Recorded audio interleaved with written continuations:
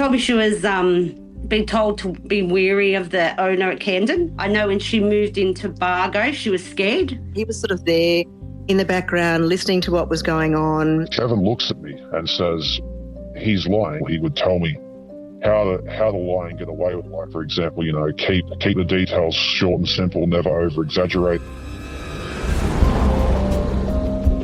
Welcome to the 6th update episode of Dear Rachelle, your behind-the-scenes access to this live podcast investigation series. I'm your host, Ashlea Hansen. Since the series began, so many of you have reached out with information about the case. It's a reminder that even the smallest memory could be the missing piece. We're still encouraging anyone who might know anything to get in touch, whether you want to speak anonymously or on the record. In this bonus episode, I'm joined by retired New South Wales detective Damian Loone, Rachelle's sister Kristy, her mum Ann, and Mindy, Kristy's best friend. Together we'll go through some of the tips we've received and the people who we've since spoken to. We'll start with Wendy. She was Rachelle's nail technician and got in touch a few weeks ago. She told us that Rachelle called her on the Thursday afternoon she went missing. I owned a nail salon in Rosemeadow when Rachelle was a client who used to come in, and that's where I met her. Very funny lady. She never wasn't a regular. She used to come, she'd try to come to get her infills and that done, and then you wouldn't see her for a couple of months and she'd just rock up. Can I get a full set, She never kept up with the maintenance. She wasn't one to do that, it was just, I just need a full set. She used to bite her nails down to nothing, always trying to stick on a nail, when there's hardly any nail bed there. That Thursday, she rang me wanting her to getting her nails done, wanted a full set again. I couldn't fit her in. She wanted the afternoon because she was on her way to Belmore to get the car radio fixed. I'm not sure if it was her car radio or was a car for work. I can't remember. But she was on her way to Belmore because she was driving and on the phone. That she wanted to come in after that, about 4:35, to come and get her nails done, and I couldn't fit her in because they were regulars. I told her I could do her in the morning, 9 o'clock. So she said, yes, she'd have that appointment. And, yeah, that was the last I spoke to her. And what makes you so convinced that she was driving at the time? I could hear it. I still remember that phone call. Yeah, she was driving.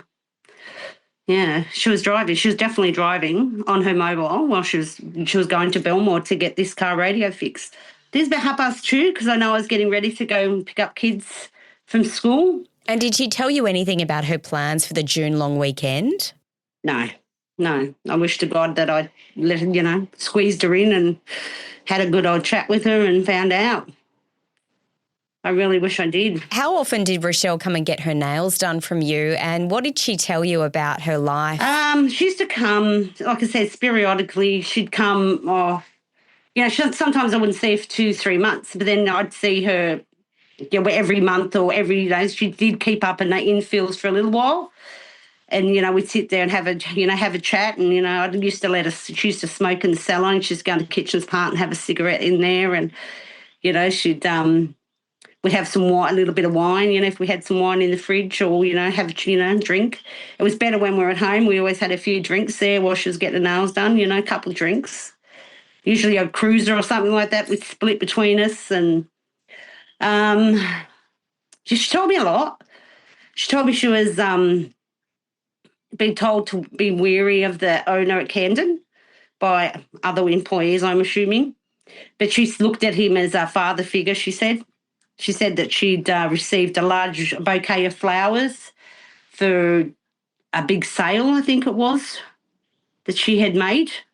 I know when she moved into Bargo, she was scared when she moved to Bargo, and that's one of the reasons she wanted Kristy to move in with her, because she was frightened of the neighbour. He was always leaving flowers for her.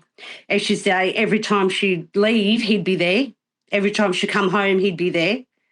So she was on edge with him. She said she was a sleazy guy. Apparently, I think he was married, but she said he just come across very sleazy And she was scared of him. She was scared of him.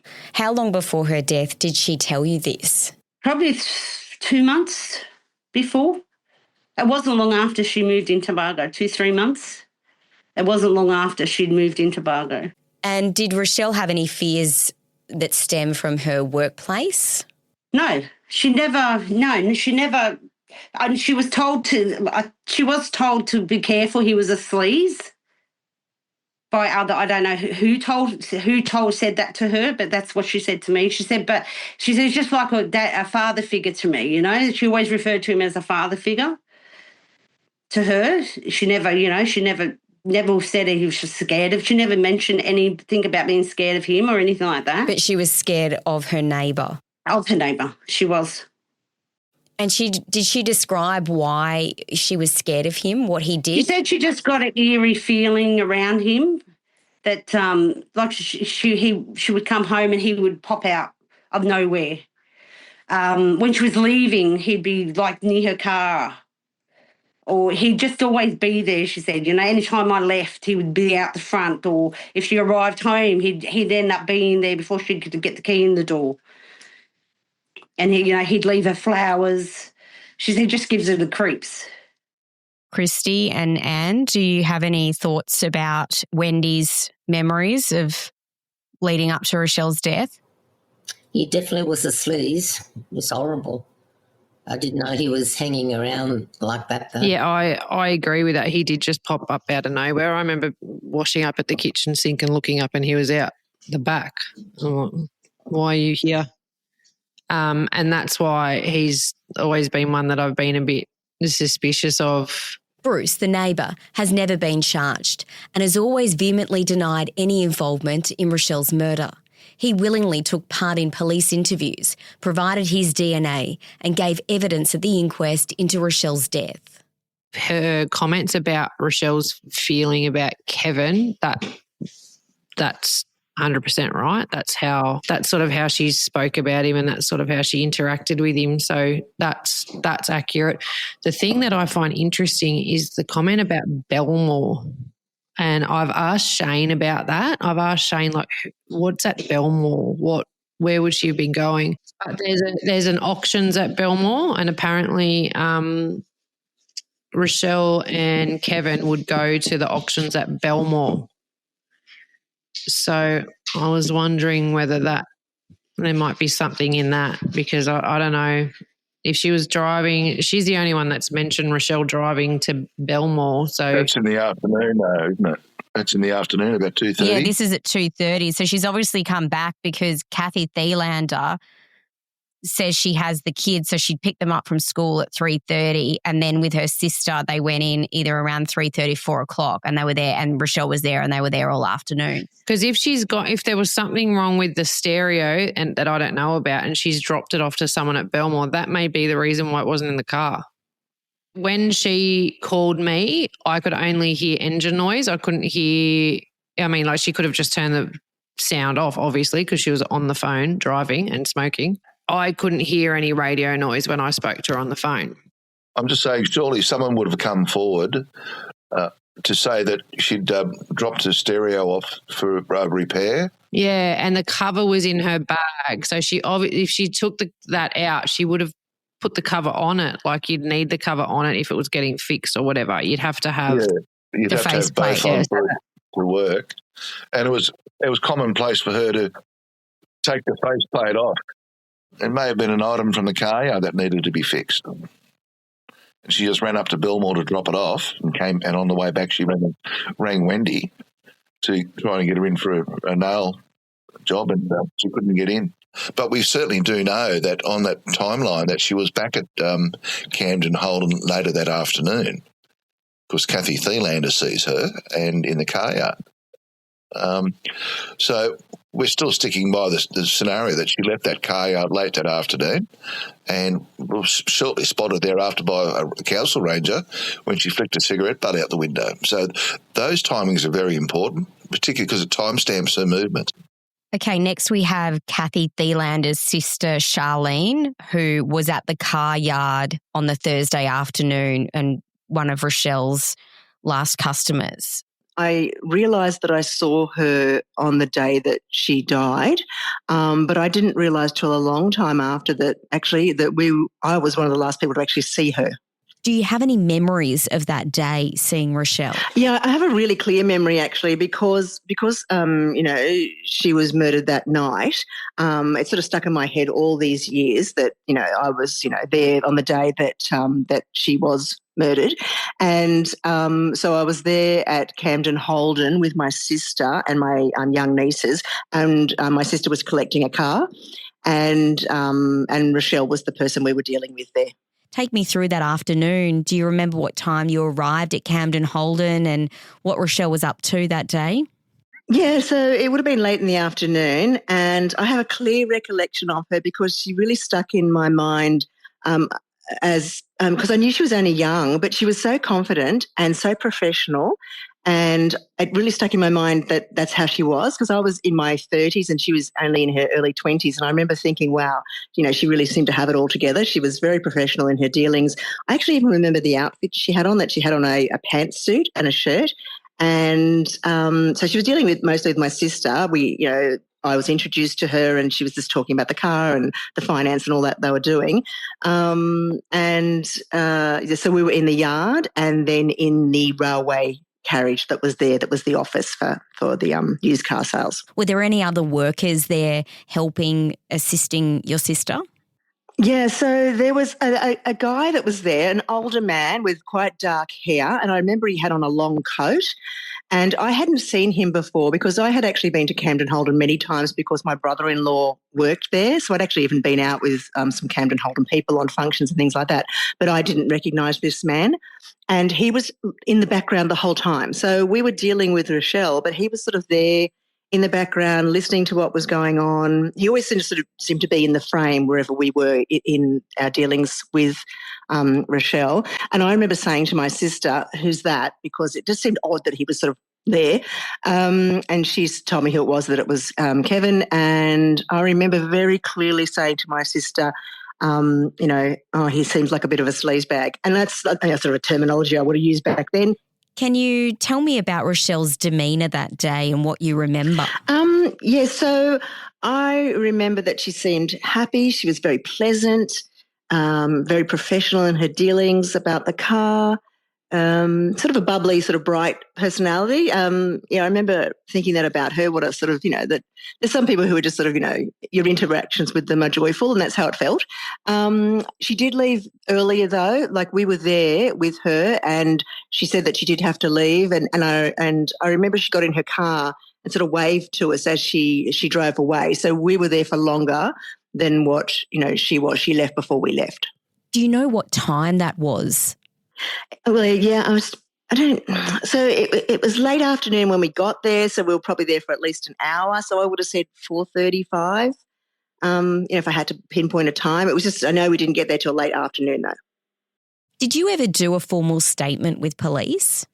No, and that's why I wasn't aware that, we were some of the last people to see her, because the police never contacted me. They never asked me to do an interview. And I remember saying to my sister, who I was there with on that day, how strange that they've never contacted me. I always thought it was quite odd. And it wasn't really until I've been listening to the podcast that I realised that we were actually the last people to see her. And then I thought again, how strange that they didn't come and ask details. I mean, I've got quite a good memory and I can remember all these details all these years later, but obviously if they'd interviewed me sooner, I would have remembered more. What's your reaction to that, Kristy and Anne? Well, she backs up everything Kathy says, which is nice to have someone confirming that that's fact, I would assume. I think it's important that she says that, if someone had have spoken to her earlier, she might have remembered more details. That's frustrating.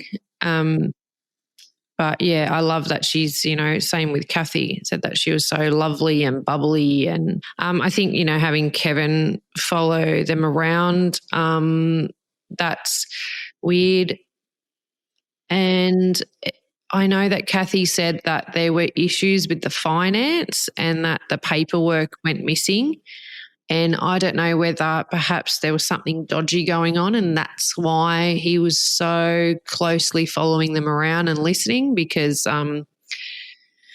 that could be a reason why. Like, I'd been to Camden Holden many times and Kevin was always there, but I wouldn't say that he would follow her around. But so it's interesting that he was following them around that afternoon. I find that strange, and I would like to know why. Damian, what are your thoughts on Charlene's interview? Well, in relation to her not being spoken to by police is interesting, because one of the first things you would do, and you go to the workplace of the victim, and under a search warrant, you would take the diaries and the day books, any receipt book, any applications that have been made for finance on that particular day, and then you would track those people down, and then you'd obtain a statement from them to see if Rachelle was one of those persons that was serving them as a salesperson from the Holden yard. And I'm just a little bit perplexed as to why that hasn't been done. It's something I certainly would have done in the day. And not looking back in hindsight either, I think it's very important. Kevin Stephen Carell strenuously denies any involvement in Rachelle's murder and has never been charged. He has willingly participated in 3 records of interview with police and provided his DNA to investigators. The coroner overseeing Rachelle's inquest made an open finding. The other tip that we have through is a security guard who wants his identity protected, but he told us an interesting story about a time and a conversation when he worked with Kevin Carell on the Central Coast. Let's hear what he has to say. Okay, so I've worked with Kevin approximately 5 times from memory as a security guard. What was he like to work with? Pretty easy, actually. He only really spoke when he felt the need to. I did notice he was very observant and always, picked the people he wanted to talk to, or if he had to ask them to leave and whatnot. There was no major red flags at the start. Well, how would you describe him in his role? Was he a good RSA marshal? From what I saw, he was pretty good. He was always observant, and he would always pull the security up first if he was ever worried about someone who was intoxicated, and he would always ask if it's okay to kick him out or come for a second opinion at least. And yeah, he was usually good in that regard. I didn't really notice him treating any patrons illy. Did he take his job seriously? From what I could see, most of the time, yes. And there were some times where he did get a little bit lazy and just chat to people to help time go by. But he was usually always good at responding to calls when needed. And did you ever have any conversations with him about his life or any insights about him? I did ask him once if he was thinking about becoming a licensed security guard, because he was an RSA marshal, and he told me that he's already a licensed security guard, and the reason why he doesn't do security at the current time is because of his age and less responsibilities. And did you do any research into whether he was a licensed security guard? As of recently, I have, yes, and I did the online check you can do on the Service New South Wales app. I used both aliases he went by, and I found nothing on him. Any conversations that stand out to you that you want to share? Yeah, so last time I worked with Kevin, which probably would have been December 2024, there was a time when a patron came in who was a little bit mentally challenged and tells stories, but, most of us just pretend to believe him and just let him go, and he doesn't really talk much. And after the patron had signed in and walked away and did whatever he was going to do in the club, Kevin looks at me and says, "He's lying." And I asked him, is it based on how far-fetched his story sounded? And Kevin said, no. Kevin said, when people lie, they subconsciously look to the left. And I paused for a second and I said, do you have a degree in psychology, or are you former law enforcement or anything like that? And then he said to me, he said he used to work in psychology many years ago, and he studied behavior and lying and all that stuff. And he pretty much told me and gave me some weird advice. If I ever want to save myself from getting in trouble, he would tell me how to lie and get away with it. For example, keep the details short and simple, never over exaggerate. And he went on further to explain how he's saved himself from traffic tickets to sparing people's feelings and all that stuff. I can't quite remember what he said, but he went on a little bit, and I thought that was really strange. I'm like, that's being skilled at lying is very strange, but okay. And did Kevin tell you anything about his personal life, about his relationships? Only that he was seeing a girl over in Thailand, and he mentioned that he would go there every 3 months or so. And he showed me a picture of this woman in Thailand, and she looked really young. And I was quite concerned about the age difference, but turns out she was an adult. But yeah, I did find that a bit odd. Did he say anything more about this woman that he met in Thailand? No, other than he just works as much as he can to afford to go over there every 3 months or so. And I do remember him mentioning that he thought it was going really well, and would often say that he did mention at one point that he was contemplating moving over there permanently. Kristy and Ann, what's your reaction to the security guard's comments about Kevin? Yeah, I don't know what to think, really. To actually tell people that you are skilled at lying and that you've gotten away with so much in the past because you keep the details short, and then he goes on to lie and says that he has a background in psychology and he's worked in psychology and he's studied and he'd done this, which, he clearly has not done. And he also said that he was a registered security guard, or he was, but it was lapsed. So he just proves that he is a very skilled liar. And he obviously prides himself on that, which is kind of disgusting. What struck me the most important piece of conversation that came out from the former workmate was the fact that Kevin said, you keep your lies simple and you don't over-exaggerate. Now, throughout my career as an investigator, I've come across that on numerous occasions where the offender says a very short sentence, which they can easily remember. If they start to exaggerate, they don't really recall that detail or the exaggeration years later. But if you keep a short sentence, like one sentence, like with Lynn Dawson, allegedly he told someone that I received a letter from her, and he kept that up for many, many years. And that's a short, simple sentence you can't not forget. And a skillful liar, someone who in the art of deceiving does that.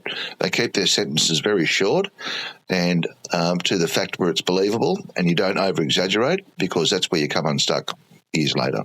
You're right though, Kristy. It is concerning that someone prides themselves on lying. He lied to Rachelle. He said that he was a detective in a past life. He's lied to his own children. I was a psychologist. If he has had nothing to do with Rachelle's death, because he does create these web of lies, he makes himself look so guilty. And also making up lies about Rachelle, like saying that she was involved with the rebels and bikie gangs. He's building this lie around Rachelle and actually trying to tarnish her character by telling people that she's involved with, what is described by police as being a criminal gang. How disgusting after someone's died, someone who's apparently so special to you, who, you went and sobbed to people at a car yard about her death, that you were so upset about it, but yet you're quite willing to tell everyone that she was involved with a criminal gang and into, doing things that were potentially criminal. And for what reason, I don't know. Just trying to deflect as much as he possibly could, just to get it away from him. But he didn't follow through. He didn't care. He never spoke to us. Nothing. In no way was he ever wanting to help. That's right. And absolutely no regard for Rachelle's memory or legacy or, her character. Absolutely no regard for any of that or for her family. Unfortunately, throughout all the investigations, there's always they always throw in a red herring for you to go off track, and they do it on purpose to throw you off track. So you can start looking somewhere else, but it's a red herring, but you have to investigate them. And then you have to eliminate that allegation or the bikies were involved, etc. So that's a red herring, and I had plenty of those in my service. And but you've got to, and they do take time to track down and eliminate the alibi or confirm or deny the alibi. So, this is not unusual. A good crook will keep their lies to one sentence. A bad crook will give you a page and a half of allegations or what they've done afterwards or prior. They're the ones that we catch very easily. The ones that keep it short are difficult. So these are people that are coming forward and speaking up to the podcast, which is a good thing. We learn more information when these people come forward, and just those little pieces of information all help to see the bigger picture. I was interviewed last Saturday morning by Luke Grant on 2GB, and I raised that issue. I said it's a wonderful thing that the community now are asking questions, and they can ask a question to the podcast by visiting the website.